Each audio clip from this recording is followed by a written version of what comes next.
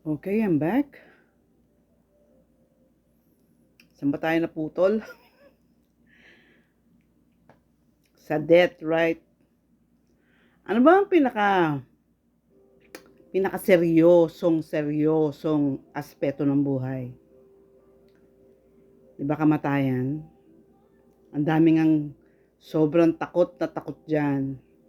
Nung nagka-cancer ako, nag-blackout yung tingin ko sa buhay. That was year 2000 o 2001.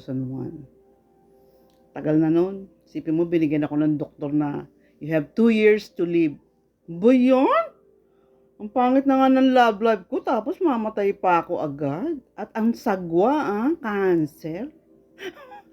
Para namang this is too unfair. Yun ang feeling, no? Pero, doon ko na-realize, nung magsabay-sabay lahat yon. Tsaka, I have to leave my job. Mahal ko trabaho ko nun dahil ang taas ng posisyon ko. Sipin mo, naging marketing director ako ng isang foreign publication.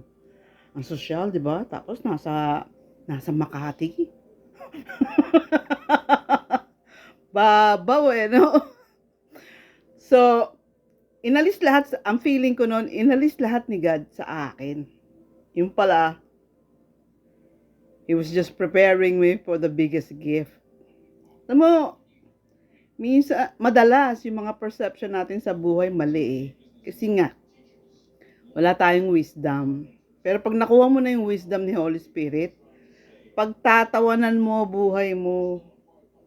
Kasi unang-unang di ka naman pala talaga mamamatay, katawan mo lang. Doon mas nakakatakot yun kung di ka save. Kasi kung di ka mamamatay, ibig sabihin, kung ang consequence niyan ay pupunta ako sa baba, sa impyerno, forever yun, madam. Dahil hindi ka mamamatay eh. Torturing ka to the point na hindi mo na kaya. Nag-expire ka na. Tapos dahan-dahan nabubuo uli molecules mo.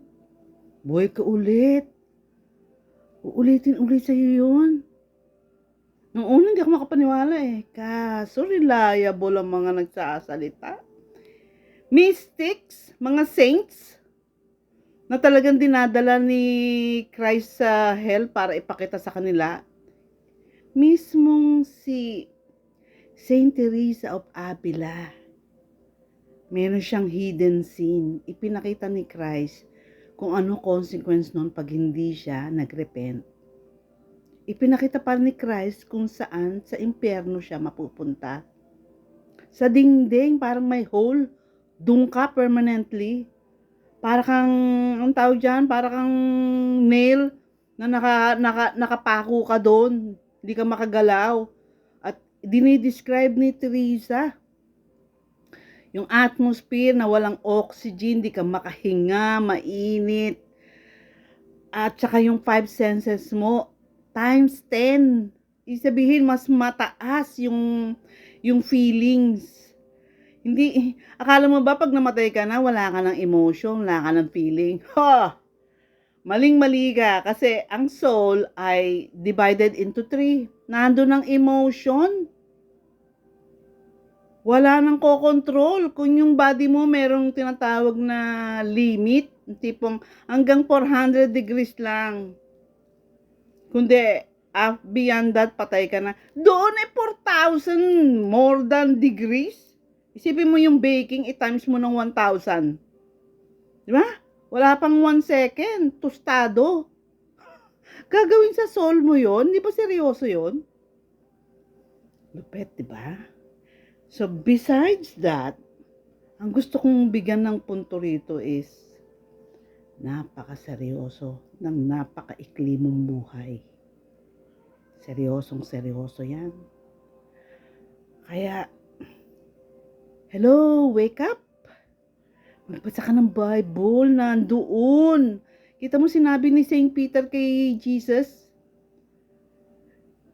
you alone have the words of eternal life. Hukayin mo ano ibig sabihin nun.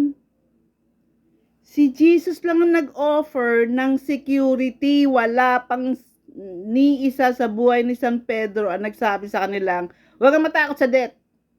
Lahat takot, pati si Poncio Pilato. Kaya ka nagugas ng kamay eh. Sige na, tuloy ko mamaya.